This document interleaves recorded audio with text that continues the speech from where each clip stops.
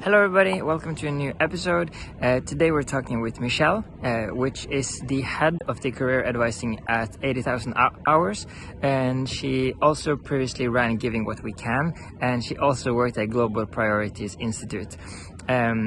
So for those who have been listening to this, or maybe this is your first time, she has had like a really long career within Effective Altruism, which we have been talking a lot about on this podcast so far. And many people have mentioned 80,000 hours as something like really good and which have helped them and so on. But I never had anybody from 80,000 hours here, so that's amazing. So again, I just want to say thank you to Michelle and thanks to everybody who is watching or listening. Right now, while I'm filming this intro, I'm at a conference, an animal rights conference, but where me and Michelle met was at an Effective Altruism conference. So yeah, that's pretty fun. I hope everybody will have a nice day and enjoy the episode. So this is me and Michelle. Awesome. Okay. Hi, Michelle. Hey, nice to be here. Yeah. Thank you so much for taking the time to be here Likewise. with me. Amazing. Okay, so I kind of told you on the way here, but I just want to mention it here as well, that when doing this podcast, like there are so many people who have like mentioned 80,000 hours. But I haven't really got in depth on like what is actually 80,000 hours and so on. We've heard a lot of people that it have helped them, but so yeah, I really appreciate that you're taking the time to be here. So yeah, should we start there? Like, Sounds great. amazing. Yeah, it's so nice to hear that lots of people feel like we've been helpful for them. 80,000 Hours basically is an organization that tries to figure out how people can use their careers to help others as much as possible. So we do the research to figure out what kinds of world problems seem most important to work on, and then we figure out what it looks like to make a career in those areas and actually make a significant difference throughout your life. Amazing. And like which different ways do you work? Yeah, so we've got the initial research, which is published on our website, which is kind of aimed at anyone who's starting to get interested in these kinds of areas. We also run a podcast. They're pretty long. They're like 4-hour episodes each, run by our head of research, Rob Weblin. And he talks to people working in the areas to give people more of a sense of what's going on in each of them and what the current up-to-date things are in each of the fields. Then we also have a one-to-one advising service. So once someone's been reading our content for a while and has a goodish sense of the lay of the land and some sense of what they might want to do, they'll often get in touch with our team and we'll chat to them individually about how they might be able to get involved in a particular thing. Exactly. And that's the one-to-one coaching? That's the one-to-one coaching, yeah. And then we have a job board as well, which we try hard to look across many different industries and areas. And also we try to make it globally available, although most of our jobs are based in the English-speaking world. And the idea is that someone can go from really starting out learning the types of ideas that we're thinking about all the way through to really applying it in their own career and applying for specific jobs. Exactly. Amazing. And that's Maria, I think, which is curating that right now. Yeah, it's Maria so. Beckley. Yeah, amazing. Yeah, she's also, like we know each other from like Norway, so that's amazing. And also the podcast, I can really recommend that. Like, yeah, I listen to that a lot and so on, which has also been some of the like most inspiring podcast for me to start this. So yeah, I didn't think about that kind of, but thank you, I guess. That's great. Yeah, I really enjoy listening to, I enjoy listening to Rob anytime, but particularly on the podcast, he's excellent at asking particularly incisive questions of the guests and going a bit further than they often go in interviews to really get a sense of specifically what does it look like to work in this field so that you can imagine yourself in it and see whether it's a fit for you. Yeah, that's really good.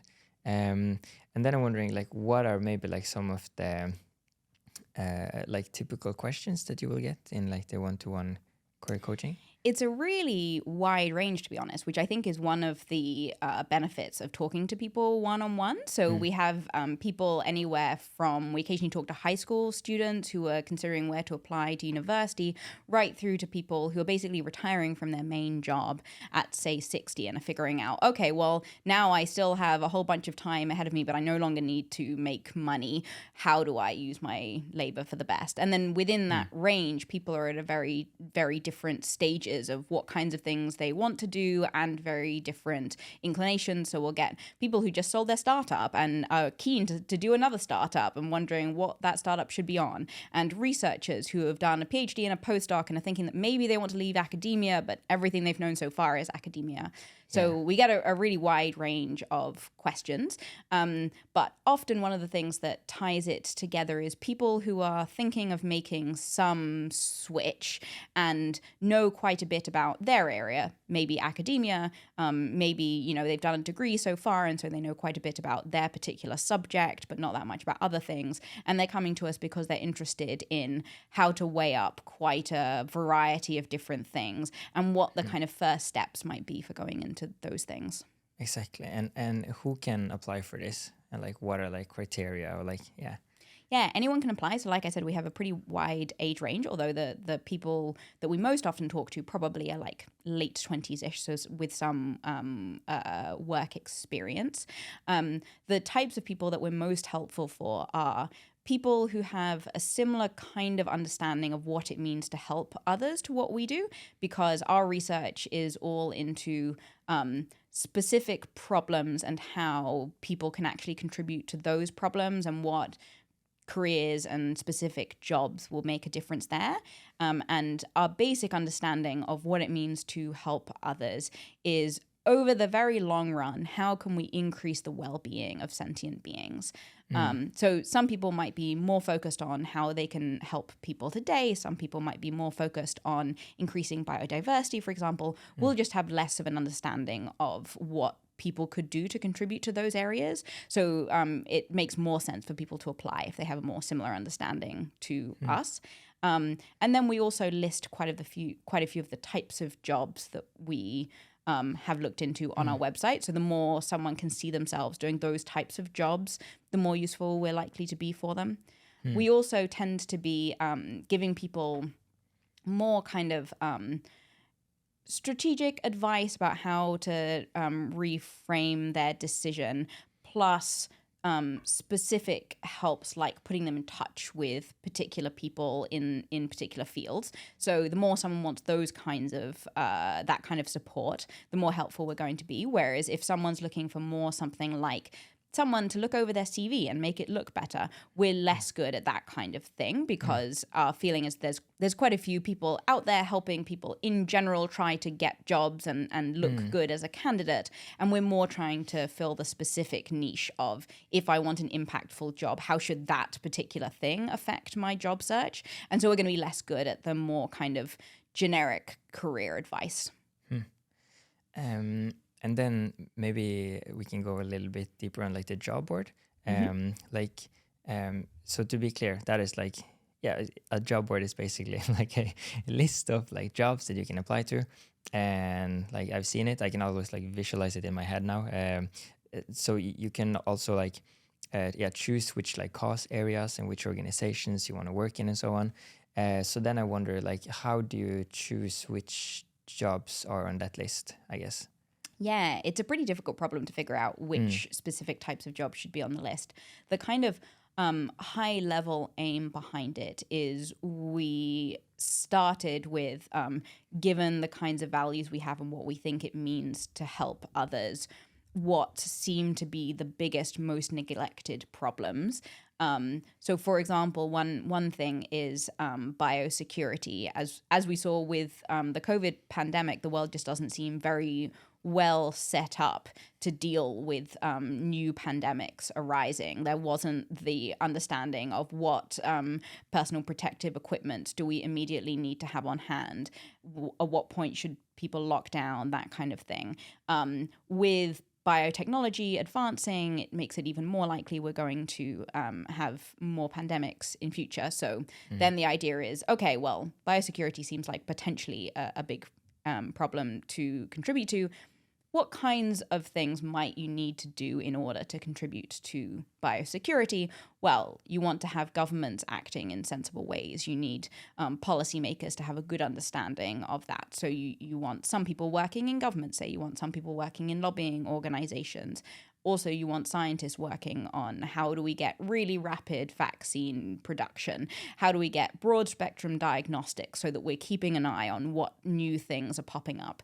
So that looks like, okay, we'll probably want people to be doing PhD programs in molecular biology, probably you want. And so that kind of idea generation and then putting that into practice by saying, okay, so we now think that we'll need people who are having these types of government jobs. And so then we'll look at, say, the UK Health Security Agency and see what jobs are coming up there and what might it be useful to have people working in that agency. If someone's going to have a job there, probably they're going to need to be in this kind of PhD program. Okay, where in the world are those kinds of PhD programs?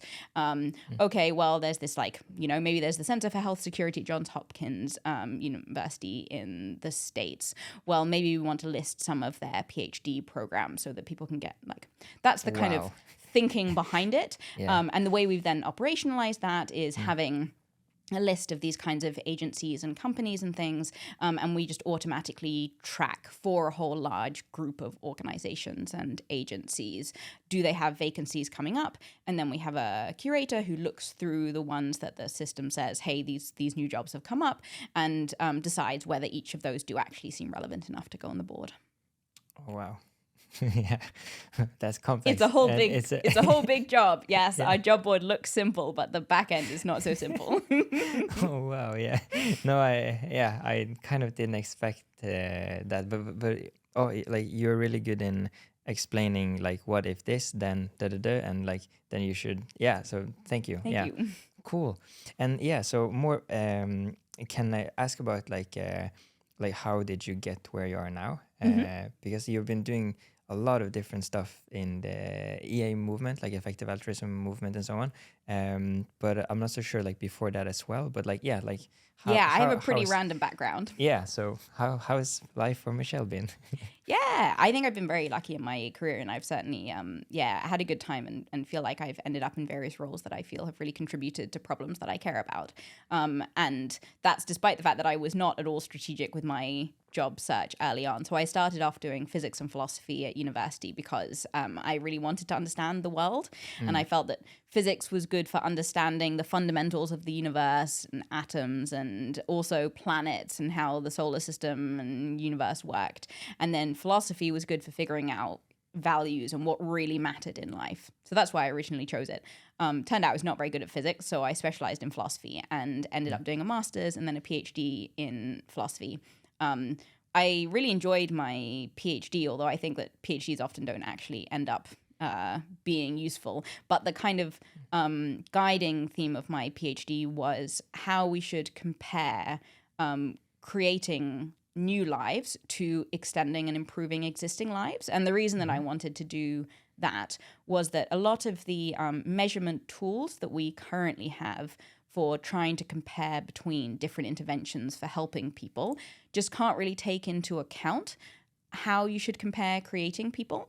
So there are these two measures called quality-adjusted life years and disability-adjusted life years, which are used for comparing between things like this particular cancer cure, how much will that help people compared to this other drug, which say works on schistosomiasis. And those two have opposite things to say about how good or bad it is to bring a new life into existence. So qualies basically will say, oh, if you bring a new person into existence, that's great. It's a whole bunch more quality-adjusted life years. Disability-adjusted life years basically say that it's a bad thing because it's the potential for a lot of sickness and death and early life, like cutting off a life early. And the reason is that we just haven't gotten very good at thinking through those kinds of choices yet. But in practice, policymakers do actually have to make these kinds of choices. So if they put money into, say, early life childcare, that actually has an effect on the fertility rate. So if they choose to put money into that rather than into, say, cancer drugs, it predictably has the effect of increasing the fertility rate in the country, but also leading to some people dying sooner than they otherwise would have. And right now, we don't really have a way of dealing with that. And people aren't that agreed on how good is it to bring more lives into existence. And so I really wanted to think hard about my views on that.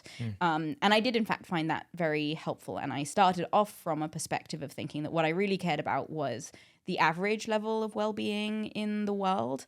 And I ended up thinking that actually what I really cared about was there being sentient beings experiencing enjoyment and not experiencing suffering. And that included the fact that I think it's important that people continue to be brought into existence. So I think that something that ends the whole human race and all other animals is actually terrible, not just because of the lives that it cuts short, but it's terrible because of all of the lives full of enjoyment that could come into existence over the coming billions of years that it would prevent from happening.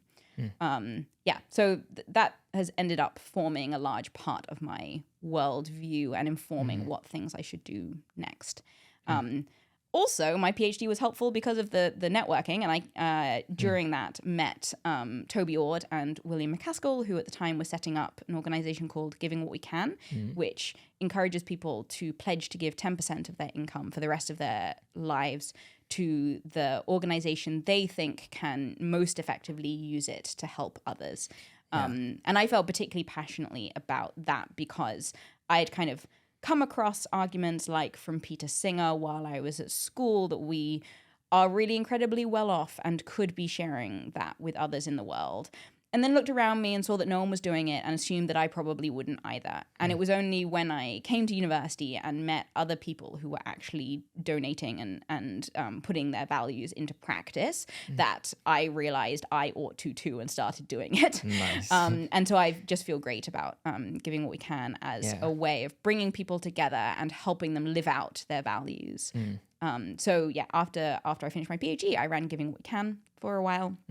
And then when I finished running Giving What We Can, I moved on to the Global Priorities Institute at Oxford. I'd already done some of the operational setup of the Centre for Effective Altruism, so I had some idea of what it looks like to set up an organization. Also, it was based in the philosophy department at Oxford University, which is where I did my PhD. So I had a good sense of that department, and I was well placed to do the setup of some new academic institute, and that sounded like an exciting challenge to me. And then I moved on to 80,000 hours. Wow. Amazing. What a journey. Yes. I think I was very lucky to come across various of these opportunities and have a lot of people around me coming up with all sorts of ideas for things to work on. I think the Global Priorities Institute, as I said, was a very interesting challenge. And I think it's doing very important work getting academics to think about some of the most fundamental questions and get quite detailed answers to what ought we to be doing, and not just doing the kind of quick pass, okay, what's the next step types of thing. But I think I wouldn't have come up with the idea myself, and certainly wouldn't have felt the affordance to just go for it and set something up. Whereas as it was, Will McCaskill, who I already knew pretty well, was the one working at Oxford thinking, hey, we ought to have an institute here. How about you're the one that sets it up? And having that kind of vote of confidence in the idea and in my ability to do it was what I really needed to actually get me working on it. So I'm very pleased for the colleagues I've had around me. That's beautiful. And how would you... like, since we're talking about career advising and now your own career and so on, can I ask about like your like personal career, almost like guidance to yourself at the moment? Like what is your like plan? So what I'm currently working on and how I'm expecting that to change, that type of thing? Yeah. Yeah. So right now I run the one-on-one team at 80,000 hours. That mostly means people who are talking to individuals about their careers, thinking through how they can use their careers to help others. And my job for that is, in large part, hiring for the team, managing the team, and thinking through how we should expand in future, ways we should change the service, that kind of thing. So over the last couple of years, that's mostly meant hiring people to do these one-on-ones, which has been quite a challenge to keep up with demand because, we've had a lot of applications for our service, which is great. And we're now finally at the point where we seem to have a good number of advisors to keep up with demand. And so now the thing that I'm doing is thinking more through what should our next steps be as a team, and how can we use the service that we're already doing to help people more. And I think one of the things that we're going to do over the coming couple of years is think through how we can help organizations who are looking for candidates find the right candidates. So far we've been talking to individuals about which places to apply to, but in doing that, we come across a lot of people who are currently job seeking and would like to be put forward for particular roles, and we get a goodish sense of what kind of thing they might be well suited to. So I think the thing that we can expand into that would be really helpful is talking to the hiring managers at effective organizations as well, and making it as easy as possible for them to actually find the job seekers. Amazing. Thanks. We touched a little bit on it in the beginning, but maybe we could go a little bit deeper into like what are or is it possible to give like some general like career advice for people listening and watching? Yeah, so I think one thing that is pretty hard to do is apply as broadly as is sensible. I think different people obviously struggle with this to differing degrees, but there are just a lot of reasons why it's very aversive to apply for jobs. Maybe you feel just very averse to being turned down for a job. Maybe you don't have very much time and you feel you should give all the time you have to your current degree or your current job, and so you end up really pushing your time applying for jobs into tiny cracks. But I think often that leads people to, first of all, either systematically apply for things that are out of their reach, and so they end up making a few applications, being turned down, and then deciding they should stay where they are rather than continuing, or applying for things that are systematically too easy for them, and so they do in fact get somewhere, but it's not actually where they wanted to be.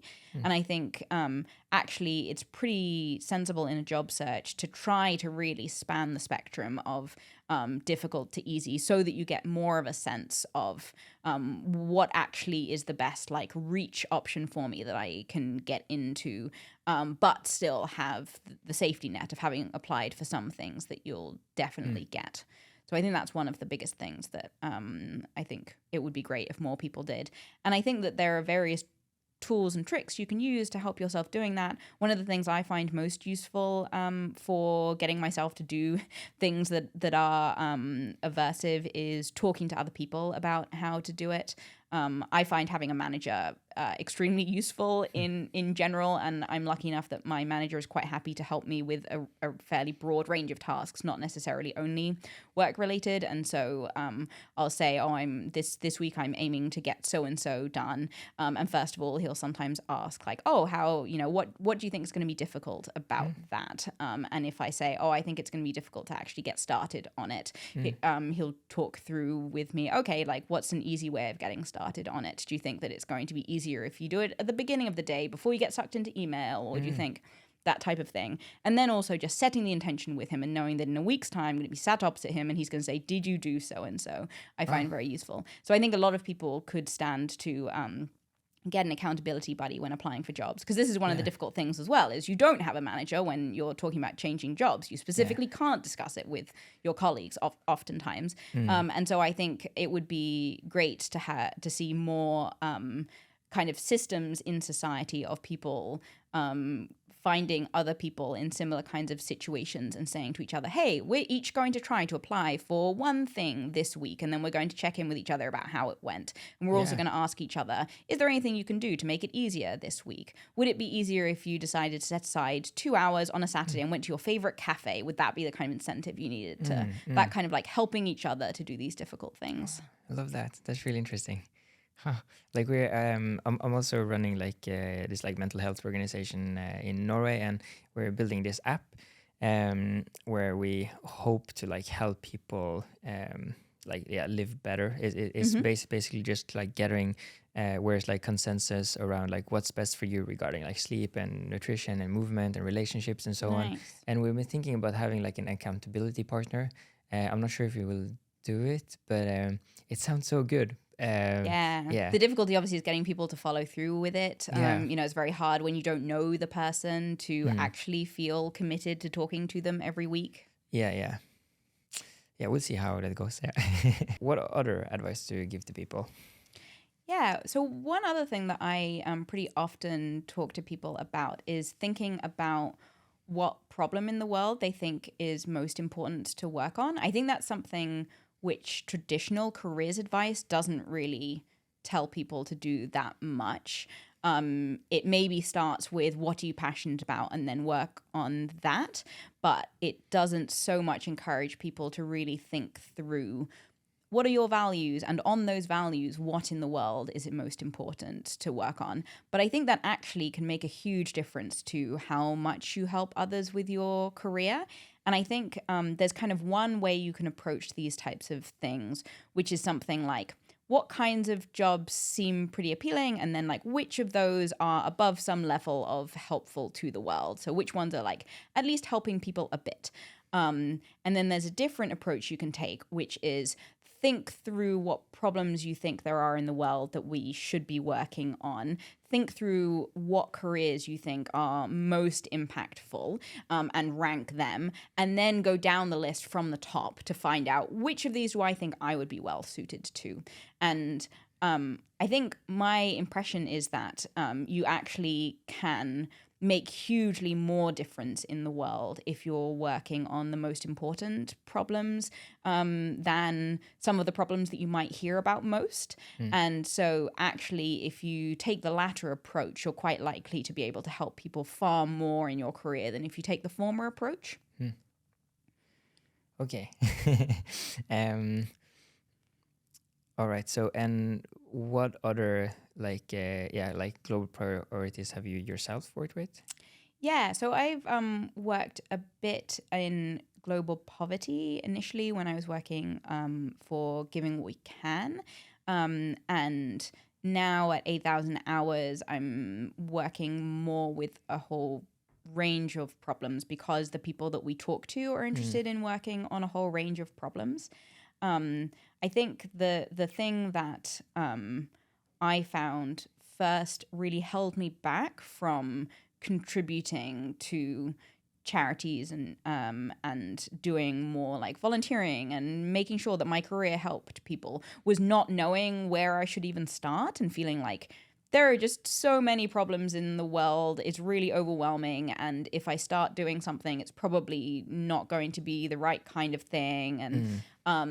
And so one thing that I found just very inspiring coming across the Effective Altruism movement was the idea that we actually can quantify things. We can just figure out which kinds of interventions seem more effective than others, and use that as our starting point. And the first kind of review of this that I read was the Disease Control Priorities Project, which tries to basically go through all of the different diseases in the world and the kinds of ways that they're treated and figures out which are most cost effective to treat. And it turns out there's just a huge difference between different types of interventions. So if you start at kind of the threshold of how much it costs the NHS, like at the margin, what would the NHS consider well worth treating? The answer is something like if £10,000 can buy you a whole year of extra healthy life for a patient, then the NHS considers that worth funding. What's the NHS again? Oh, sorry, the National Health Service in the UK. Cool. I forgot that we're not in the UK. Awesome. Yeah. Yeah, and that seems like pretty lowballing to me. Like I would be willing to spend decidedly more than that to extend my life healthily by that amount because I'm lucky enough to be in a rich country. But in fact, that's actually still decidedly a higher threshold than how much it costs to save a life in a developing country, because in poorer countries there's just like far fewer people spending money to on health interventions than there are in the UK, where we're lucky enough to have a national health service. So that was the thing that kind of first got me thinking through these things systematically and realizing that I shouldn't just be throwing up my hands and saying there's so many problems in the world, I can't possibly solve them. I should, in fact, be specifically looking at what are the types of interventions that we can do, how much do they cost, which ones are. And so the thing that Giving What We Can did was use these big data sets like the Disease Control Priorities Project, figure out which kinds of interventions were particularly impactful. So that one of the ones, for example, that we worked on back 10 years ago or so was deworming tablets for children to get rid of soil things like schistosomiasis.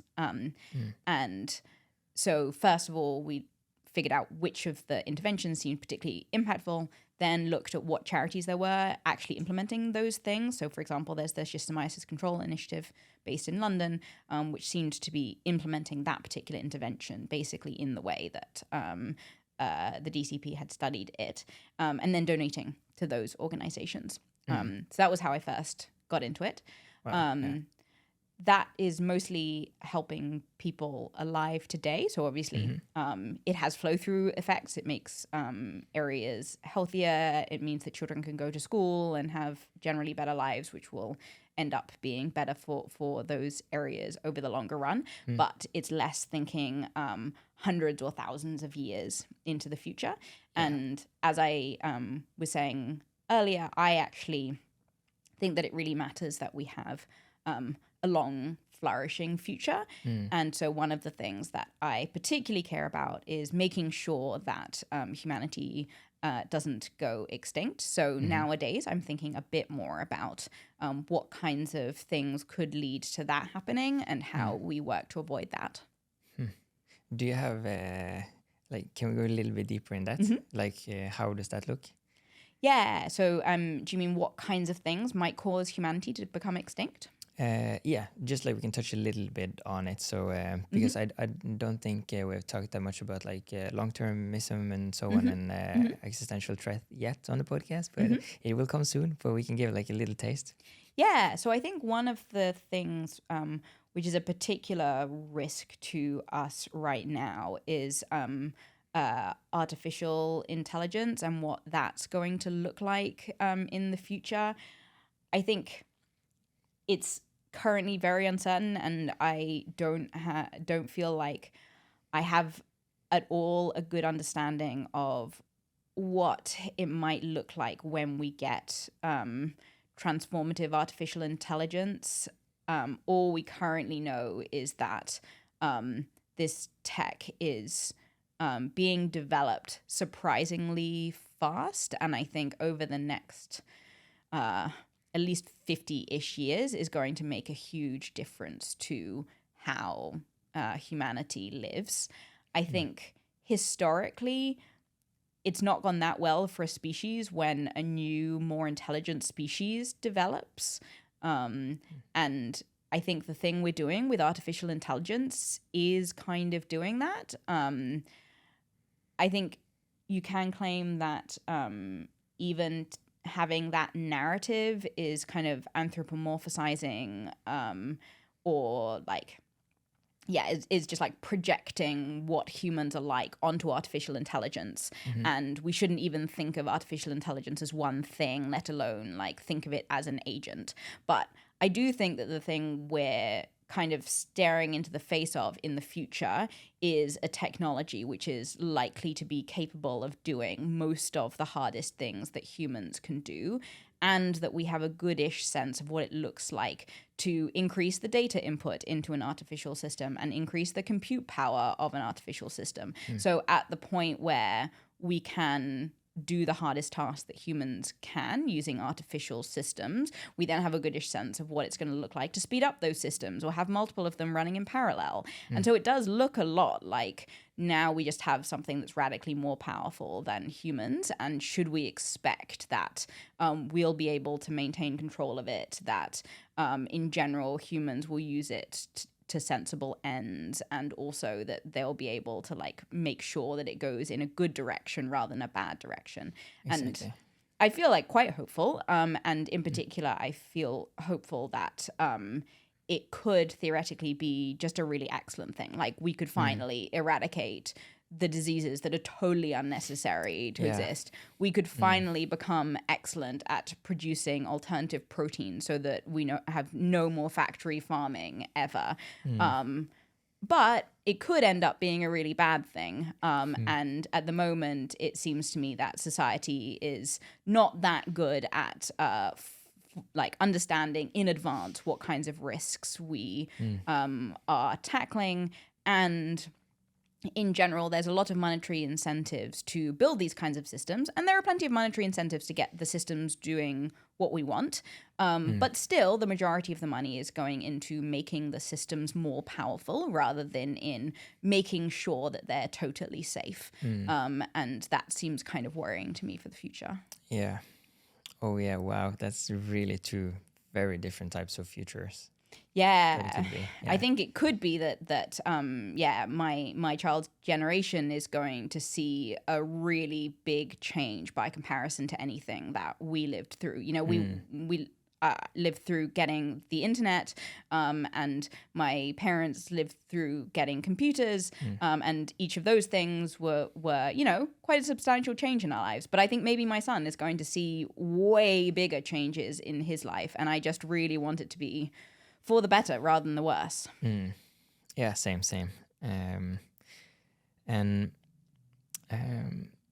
I kind of wondered because myself, like I have not had one-to-one career advising in 80,000 hours, but I did get it, or like one-to-one mentoring from like EA Norway, so Effective Altruism Norway, and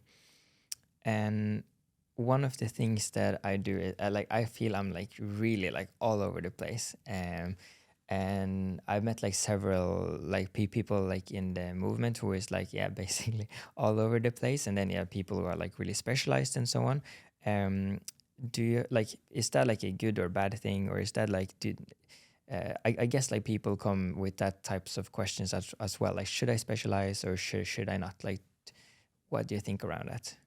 Yeah, it is definitely a question that we get a lot. And I think there are some types of traits that really lead people to both be high achievers and to do a large number of different things. So the kinds of people that just really want to learn and who notice opportunities in the world and who really care about making sure they're making the most of opportunities. So they're often seeing a lot of different things they could do to help people, and also they're interested in pursuing those because they can learn more. And so I think there is quite a type of person who does a lot of different things, and I'm also quite like that. So I mostly work for 80,000 hours. That's my day job, and then alongside that I'm a fund manager for the Effective Altruism Infrastructure Fund, which is a grant making body. And yeah, I really enjoy getting to test out a different skill and see what it's like working within a different organization with a kind of different culture and stuff like that. And I think whether people should really focus or not does depend a lot on the person. Some people get a lot out of doing a bunch of different things. I think probably we're more often in a position of thinking that it would be better for people to specialize than that it would be better for people to do a broader range of things, because it's just quite difficult to do anything really well if you're doing it with a small amount of time. And oftentimes with projects, the real benefit can come after quite a long time. So 80,000 hours, for example, has been going for over 10 years now. And I think by comparison to some of the organizations which changed around what they were doing quite a lot over that period, it's done pretty well from having a solid mission and just continuing to build on that and just trying to get really excellent at the specific thing that it's doing. So I think that's been I think the focus that 80,000 hours has had, which is largely through our founder, Ben Todd, who was a big advocate for focus, has been really beneficial for us. So yeah, I think that's probably.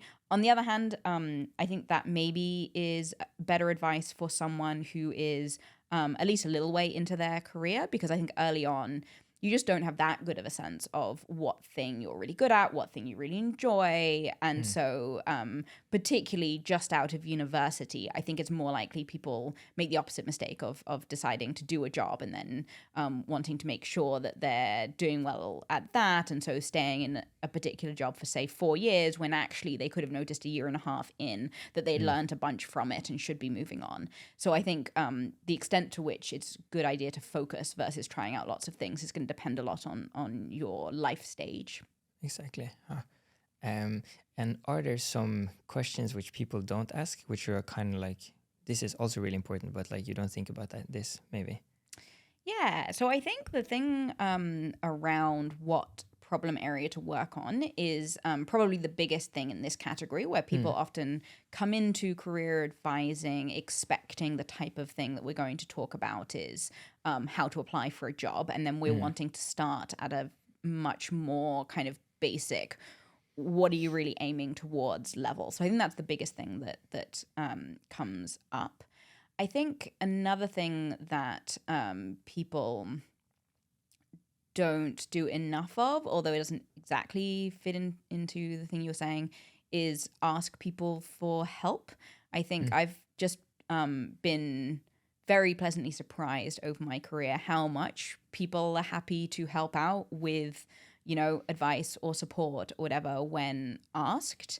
From when I was setting up the Center for Effective Altruism, reaching out to people who are board members of charities and buying them a coffee and asking them in a bunch of depth, hey, how did you find a lawyer? What does this thing mean? Like that type of stuff.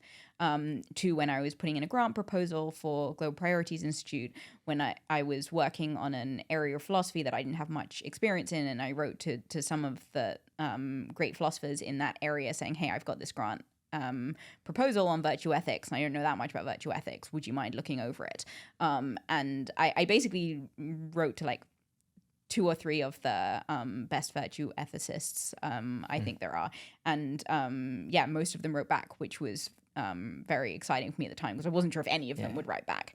And I think this is just a thing around humans love helping each other, and they're going to be much more likely to help if they really understand why you're taking their time. So I think it's worth investing in, is this the right person I'm writing to when I'm writing the email, making sure that it's concise, making sure it's clear to them why they're the person that is being asked and why you need help on this, and making clear that, you already read the basic stuff, you did in fact try to get this from a book, and it turns out that you in fact still need some specific help from a person. But I think once you do that, people are really willing to help. And I think that's something that people often neglect to do. So they don't necessarily ask about what kinds of people might be willing to help me out in this kind of thing, because they don't want to impose on people. They don't want to feel like they're like, taking up people's time or being vulnerable or whatever. But actually, people just love helping each other. Yeah. So I think that's really worth doing. Oh yeah, I really love that. I have also been like posting like all kind of stuff on like my Instagram story, just to my like friends and followers and so on, just like, hey, I need help with this random thing. And then my friends are like, why are you posting that? Or like, that's so weird that you're kind of like asking for help like online. But there's so many people who reach out who is like, yeah, I can help you. Like all from like small things. Like I live in 2 cities in Norway, so I needed one time to just like get my house key, which was in Bergen, but I needed it in Oslo, and I was like, oh man, like yeah, that's so bad. And then somebody was actually taking the train the other day. So it's like, nice, can you meet my roomie one place and bring it to another place? And also for setting up the organizations, asking like, hey, we need some more board members, basically. And like, yeah, we'd like really appreciate if somebody would like join. And that's also how I like build up the organization in the beginning, thanks to just like asking out loud for help and so on. But also with grants, especially, we have been doing a lot of applications and so on, and absolutely got rejected more time than approved. But do you have any advice around that, since you're working in that space as well? Like when it comes to like if somebody's going to apply, like what should they think about, or yeah. Yeah, I think the one thing people often don't spend quite enough time thinking about is imagine that you are the person deciding whether to give this grant. What information would you want to know? Because it's very easy to get into a position of typical mind fallacy, like you know all about this project and the parts that you think are interesting are kind of the novel ones rather than the basic ones, that kind of thing. So I think starting off from the position of, okay, if I was going to decide whether to give this grant, what would be the key things to know? How do I make sure that that's as easy to find in the application as possible? I think that would be the biggest thing. I also find that as a grant maker, I'm not too fast about things sounding formal or necessarily being fully comprehensive. The thing I want to know is, at a glance, does this seem like a sensible project from someone with a sensible track record?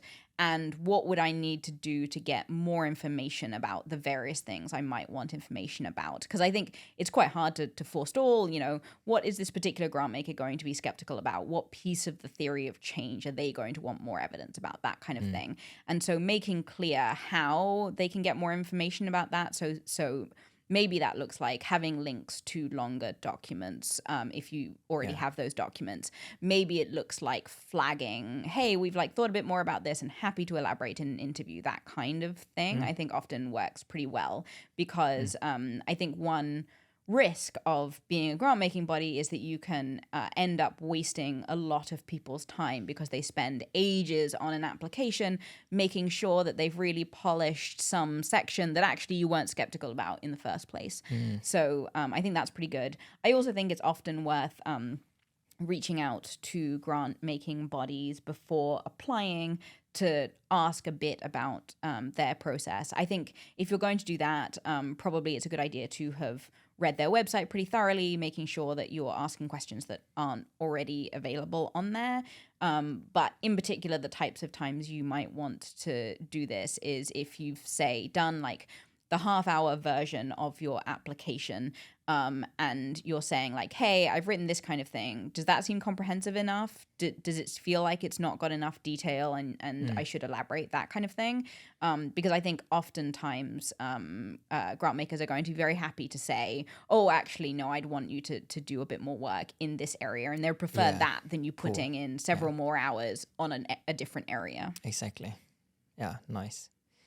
I see we're running out of time here, so I'm just wondering, do you have any last thoughts?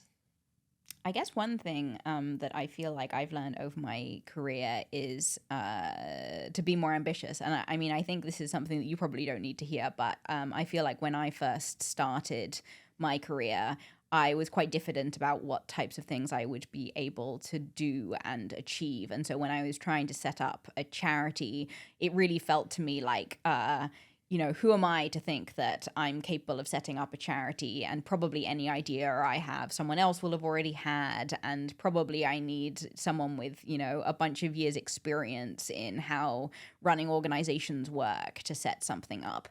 And it just turned out to be much easier than that. It turned out that, you can just as an individual PhD student decide to set up a charity and then go out there and do it. And I kind of went into it thinking that, well, this is probably only going to be around for 6 months or so because 9 out of 10 startups fail. And this particular one's run by philosophy students. So we've got no hope. And a decade later, Center for Effective Altruism is doing great, and 80,000 Hours is doing great, and I feel like I've seen quite a few of these kinds of things over time. One of my classmates in philosophy said during my PhD, I'm going to write a best-selling book, and I was like, sure you will, mate. That never works out. And then Will wrote Doing Good Better, and now it turns out it is in fact a bestseller. So a thing I've learned is like it's definitely not always going to work out. You want to have a safety net. You want to apply for things you'll definitely get, but also it is actually worth seeing, like, thinking through your options and aiming high, and just seeing where that takes you. Thank you. Amazing. This has been really valuable, Michelle. Thank you so much. It was so lovely to chat to you. Awesome.